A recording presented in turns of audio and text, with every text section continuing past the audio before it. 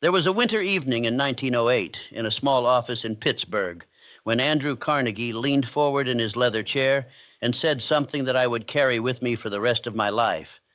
He looked at me with those pale, tired eyes that had watched empires rise from molten steel, and he said, "Young man, the most dangerous thing a man with a great purpose can do is to speak of it before it is born." I did not understand him then. I was 25 years old, hungry, ambitious, full of words I had not yet earned the right to say. But over the next 20 years, as I sat across from Edison, Ford, Rockefeller, Firestone, and more than 500 of the wealthiest minds this country has ever produced, I came to see that Carnegie had not given me a piece of advice. He had given me a law as quiet and unbreakable as gravity, a law that separates the men who dream of fortune from the men who become fortune itself. And tonight, by the light of this fire, I want to tell you what I learned about silence, about the kind of silence that builds empires and the kind of company that destroys them before they begin. Most men believe that success is loud. They believe it announces itself, that it walks into rooms with a thunderous voice, that it must be performed before it can be possessed. But every great achiever I ever studied had one strange habit in common, and it was not what the world expected. They were quiet, not shy, not weak, not afraid. Quiet in the way a deep river is quiet, moving with terrible force beneath a surface that reveals nothing. Carnegie spoke softly. Edison rarely raised his voice. Ford listened more than he answered. Rockefeller, the richest man of his age, was famous for the long pauses that fell between his sentences, pauses in which entire industries were silently rearranged. I noticed this pattern long before I understood it. And when I finally understood it, I realized something that few men are willing to face. The modern world has trained us to leak our power through our mouths. Every desire you speak before its time loses a portion of its force. This is not superstition. This is the law of mental energy, the law of thought vibration, the law that governs every definite major purpose ever planted in the soil of the human mind. When a thought is held in silence, it gathers heat, it compresses, it begins to vibrate at a frequency that the subconscious mind recognizes as a command, not a wish. But when that same thought is released into idle conversation, into the ears of those who did not earn the right to hear it, something subtle and terrible happens. The pressure escapes. The thought becomes a story instead of a seed. And a story, my friend, never built a single fortune in the history of mankind. Carnegie warned me of this in a single sentence, and I have watched it destroy more dreams than poverty itself. But the most surprising part comes only now, for there is something deeper hidden beneath this law of silence, something that touches the very foundation of who you choose to walk beside. Because silence is not only what you withhold from the world, silence is also what you protect from the world, and the closer a person stands to your inner life, the more capable they are of disturbing the silent chamber where your purpose is forming. This is why the question of who you keep beside you is not a question of romance or companionship or pleasure. It is a question of construction. It is a question of architecture. It is a question of whether your inner temple will be built in peace or whether the hammers of another's doubts will crack its foundation before the walls have risen. I want to tell you something I observed during my years studying the great fortunes of America. Almost every man I interviewed who had built his wealth from nothing had passed through a long season of solitude before his ascent. Not loneliness, solitude. There is a difference, and the difference is everything. Loneliness is the ache of being unwanted. Solitude is the discipline of being undivided. The men who became millionaires had learned, often through painful instruction, that the human mind cannot be split between a great purpose and a small companion. The mind that is divided builds nothing. The mind that is gathered builds everything. And the most common force that divides the rising man is not his enemies, not his rivals, not the cruelty of the marketplace. It is the soft, familiar voice of someone who loves him just enough to keep him small. What Hill said about this subject is deeply unsettling, but I will say it plainly because I owe you the truth. There is a stage in every man's life, and in every woman's life, when the formation of the definite major purpose requires a kind of monastic stillness. During this stage, the wrong companion is not merely a distraction. The wrong companion is a thief. They steal nothing visible. They steal hours. They steal focus. They steal the silent evenings in which the subconscious mind weaves the patterns of future wealth. They steal the long walks in which infinite intelligence whispers its instructions to the man who is willing to listen. And they steal these things not out of malice, but out of love, out of the small possessive love that wants you near, available, ordinary, and reachable. This is why so many men who possessed every gift of the millionaire mind never became millionaires. They were not defeated by the world. They were softened by the wrong embrace. I do not say this to condemn companionship. I say it to honor it. For true partnership, the kind that Carnegie described to me as the highest form of the mastermind principle, is one of the most powerful forces on earth. Two minds, harmonized in purpose, generate a third invisible mind that is greater than either alone. But this kind of partnership is rare, and it cannot be summoned by loneliness. It can only be recognized by a man who has first become whole in his solitude.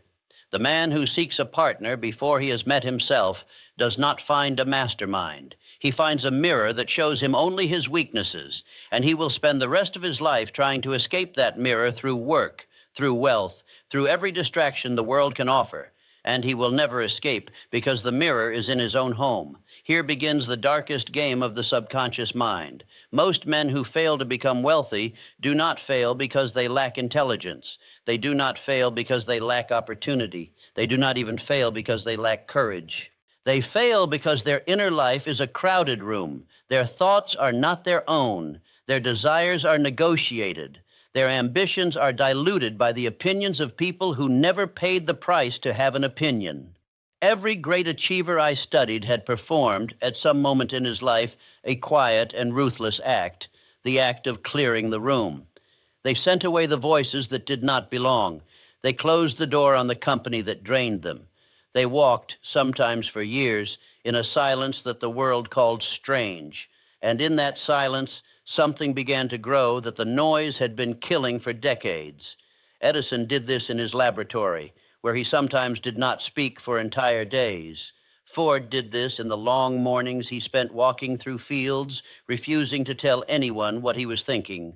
Carnegie did this in the disciplined hours he kept for himself before any meeting, hours in which he allowed no interruption from family, friend, or business. These men were not cold, they were not heartless. They had simply discovered, often through bitter experience, that the human mind is a sacred chamber, and that what you allow to enter it will shape the entire architecture of your life. They had learned the first law of wealth, which is that wealth is not earned in the marketplace. Wealth is earned in the mind, long before the marketplace ever sees a single coin. Now I want to speak of something that the modern age has nearly forgotten. There is a difference between being alone and being prepared. The young man who is alone because no one will have him is suffering. But the young man who is alone because he has chosen to forge himself in the furnace of solitude is becoming. The world cannot tell these two apart from the outside. They look the same. They eat alone. They walk alone. They sleep alone. But inside, they are entirely different beings. One is being eroded by his isolation. The other is being constructed by it. And the difference between them is a single thing, the presence of a definite major purpose burning quietly at the center of the chest. With that fire, solitude becomes a forge. Without it, solitude becomes a grave. This is why the question is never whether to be alone. The question is always whether your aloneness is building you or burying you. The detail most people overlook is hidden right here. There is a season in the formation of every great fortune in which the rising man must become, in a sense, invisible. He must withdraw from the small theaters of social life.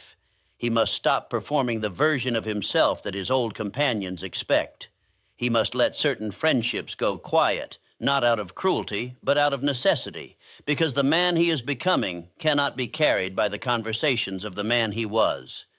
This is one of the most painful seasons a human being can pass through, and almost no one speaks of it openly. The world will accuse him of having changed. The world will say he has become arrogant, cold, distant, lost. But what the world does not understand is that he has not become any of these things. He has simply gone quiet so that something far greater than the noise can finally be heard. I remember a young man who came to me in 1922, full of fire and full of complaints. He told me that he wanted to become wealthy, that he had ideas, that he had ambition, but that nothing in his life seemed to move forward. I asked him to describe his daily company. He listed 7 or 8 names: friends from his youth, a woman he was uncertain about, family members who criticized his every plan. I asked him how often he spoke of his dreams to these people. He said, every day. I asked him how often these people encouraged him. He fell silent. I told him to go home and to perform a single experiment for 90 days. I told him to stop speaking of his goals to anyone who had not earned the right to hear them. I told him to let his desires grow in darkness, the way a seed grows in the soil, unseen and undisturbed. He looked at me as though I had told him to amputate a limb, but he obeyed. And when I saw him again 2 years later, he had built his first business. He had multiplied his income 4 times, and he carried himself with the quiet weight of a man who had finally found the floor beneath his life. There is a reason this works. The subconscious mind is not stirred by speech. The subconscious mind is stirred by repetition, by feeling, and by faith. And all 3 of these are diminished the moment a desire is exposed to skepticism. When you speak your goal to a person who does not believe in it, their disbelief enters your mind as a small crack. You may not feel it that day. You may not feel it that week. But over months and years, those cracks accumulate, and one morning you wake up and discover that the dream you once burned for has gone cold, and you cannot remember why. This is not weakness of character. This is a law of mental hygiene. The mind that wishes to build great things must protect itself from the unconscious sabotage of those who cannot imagine such things being built. What the lives of great achievers have been trying to tell us for centuries is something the modern world refuses to hear. They are telling us that wealth is not primarily a financial event. Wealth is a psychological event that produces a financial result. And the psychological event requires conditions: silence, focus, faith, persistence, a definite major purpose, and the deliberate curation of one's inner and outer company. When these conditions are present, money begins to behave like iron filings around a magnet. It does not need to be chased. It needs to be invited. But the invitation is silent. It is sent through the vibration of the prepared mind, and the prepared mind cannot be prepared in a noisy house, surrounded by noisy companions, narrating its every move to a noisy world. I want to address something directly, because I know there are those who will hear my words tonight and feel a kind of resistance rise in them. They will say, but is this not lonely? Is this not cold? Is this not a denial of the human heart? I tell you, no. It is the protection of the human heart. For the heart that has not first found its purpose has nothing of value to give. The man who marries before he has met himself does not bring a husband to his marriage. He brings a beggar. The man who builds a business before he has built his mind does not bring a leader to his company. He brings a frightened child wearing a leader's coat. The years of silence and singleness that the great achievers passed through were not a rejection of love. They were the construction of a self that was capable of love. They were the building of a vessel large enough to hold the gifts they would one day be given. Here begins the deepest paradox of the silent path, and I want you to listen carefully. The man who is willing to be alone for a season becomes the man who is never truly alone again, because in his solitude he meets something that the noisy man never meets. He meets the quiet voice within him that the ancients called the inner daemon, that the Stoics called the ruling principle, that I have called infinite intelligence. And once a man has made contact with that voice, he carries a companion with him into every room he ever enters. He is not lonely in restaurants. He is not lonely on long walks. He is not lonely in the empty hours of the night. He has become a man whose inner kingdom is so populated with purpose, vision, and counsel that the question of external company becomes a matter of choice rather than need. And this self-sufficient, self-directed, self-illuminated state is the exact psychological condition from which great fortunes are built. The real turning point begins here. There comes a moment in the silent man's journey when something shifts. He has been quiet long enough that his thoughts have begun to organize themselves. He has been single long enough that his energy is no longer leaking into the management of someone else's emotions. He has been disciplined long enough that his subconscious mind has accepted his definite major purpose as a settled fact. And in this moment, opportunities begin to appear that he did not engineer. People begin to find him whom he did not pursue. Doors open in directions he had not even considered. The world calls this luck. The uninitiated call it coincidence. But Hill and Carnegie and every man I ever studied who walked this path knew it by another name. They called it the harvest of the silent years. They called it the law of compensation finally arriving at the door of the man who had paid the price. I have watched this harvest arrive in the lives of men who 3 years before had been laughed at for their solitude. I have watched it arrive in the lives of men whose own families had given up on them. I have watched it arrive in the lives of men who had been told repeatedly that they were strange, antisocial, cold, lost. And every time I watched it arrive, I noticed the same thing on the face of the man receiving it. He did not look surprised. He looked recognized, as though something he had known in private for years was finally being acknowledged by the world, as though the universe had finally caught up to a fact that he had quietly settled long ago in the privacy of his own mind. This is the look of a man who has been forged, and it cannot be faked, and it cannot be rushed, and it cannot be borrowed. Now, I must say something that will be uncomfortable, but I would not be honest with you if I did not say it. There is a particular danger that haunts the young man and the young woman in this age, the danger of premature commitment. Not only commitment to another person, but commitment to a version of life that closes the door on becoming. I have seen brilliant minds bound before the age of 30 to circumstances that consumed every ounce of their creative force.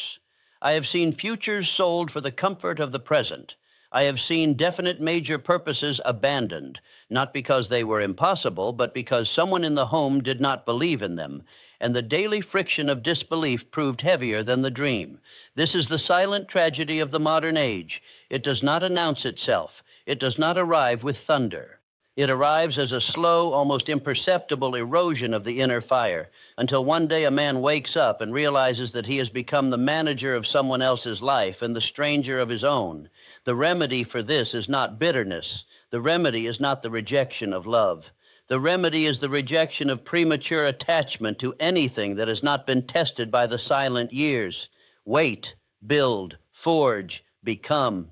And then, when you have become someone whose inner kingdom is sovereign, choose your companions, your partners, your mastermind alliances from a position of strength rather than need. The companion you choose from strength becomes a multiplier of your fortune. The companion you choose from weakness becomes a divider of it. This is one of the oldest laws of human partnership, and it has not changed in 2,000 years. It will not change in the next 2,000. There is a phrase I have heard in the East, and I have come to love it because it captures something the West has nearly forgotten. The phrase is, the empty room is the room that can hold the most. A room cluttered with old furniture cannot receive new gifts. A mind cluttered with old voices cannot receive new instructions. A life cluttered with premature commitments cannot receive the destiny that was prepared for it before it was born. The silent years are the years of emptying. They feel from the inside like loss, but they are not loss.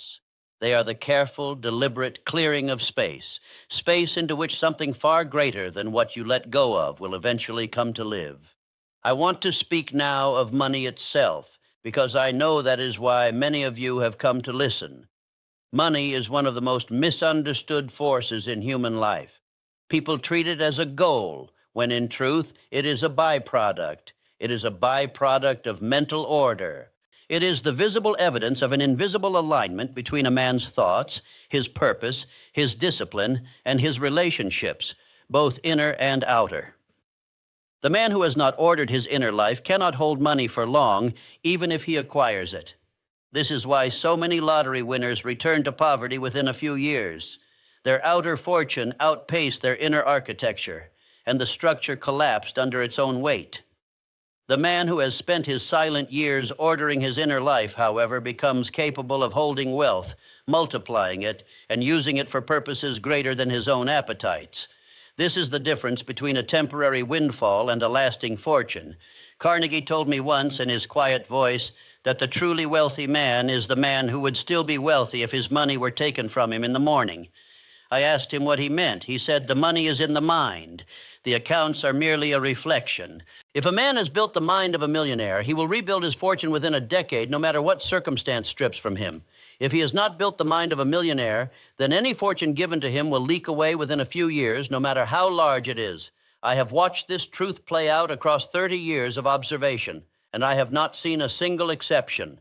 The mind is the cause, the money is the effect, and the mind is built in silence, in solitude, and in the disciplined company of one's own purpose. This brings me to the final law I wish to share with you tonight, and it is the law that ties all the others together. The law is this: your fortune is not waiting for you in the future. Your fortune is waiting for you in the silence you have not yet entered.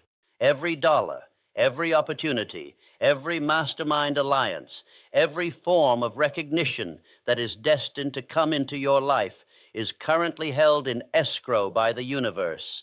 And the price of release is not effort, not luck, not connections. The price is the silent transformation of the man or woman you currently are into the man or woman capable of receiving what has been prepared. This transformation cannot be performed in public. It cannot be performed in the company of doubters. It cannot be performed in the noise of premature attachments. It must be performed in the chamber of the silent self by the slow and steady work of autosuggestion, faith, persistence, and the unwavering protection of the definite major purpose. So I say to you tonight, with the same seriousness that Carnegie once said it to me, guard your silence, guard your singleness while you are forging the foundations of your inner kingdom. Do not speak your dreams to those who cannot carry them. Do not seek the comfort of attachment before you have found the strength of self. Let the seed grow in the dark soil of the unspoken, and you will be amazed at what rises. This is not the path of the timid. This is the path of the men who built America, the men who built industries, the men who left their fingerprints on the architecture of the modern world. And it is available to you tonight, in this very moment, by the simple decision to close one door so that another may open. I will end with the question that has haunted me for 50 years, and I leave it now with you by the dying light of this fire. When the world goes quiet around you, when the conversations end, when the social lights dim, when no one is watching, when no one is applauding, who is the man, who is the woman who lives inside that silence with you? For that is the only one who will be there when the fortune arrives, and that is the only one who will know whether you have earned it. The silent man knows. The silent woman knows. And what they know in private, the world will one day be forced to recognize in public. Until then, stay silent. Stay single, if singleness is what your forging requires. Build the mind first. The millions will follow the mind that has been built to receive them. They have always followed. They are following someone, somewhere, even tonight. The only question is whether they will follow you, and the answer to that question is being written right now in the quality of the silence you are willing to keep.